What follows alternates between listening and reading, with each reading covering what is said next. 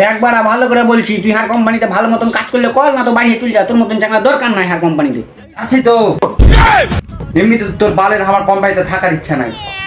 শালা কে বে? হ্যাঁ ওই নেক্সট। Sir my come in. হ্যাঁ কামিং কামিং। চাকরির লেগে আসছিস তো? আইসা শুনে তো চাকরির লেগে, যদি একটা 50-60 টাকা দামের চুম্মাগলা দিও।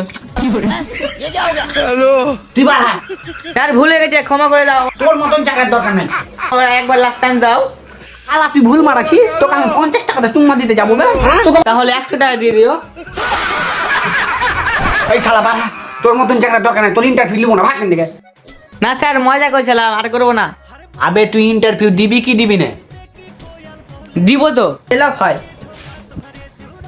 না না ওইসব ফাইল টাইল লাগবে না। তুই প্রথমে কহ যে তুই চাকরি কিসের লেগে করবি। কেন আবার টাকার লাগা? না না, আমাদের কোম্পানিতে টাকা দিয়ে চাকরি করানো হয় না। মাসের শেষে তুই একবার চুম্মা দিয়ে দিবি।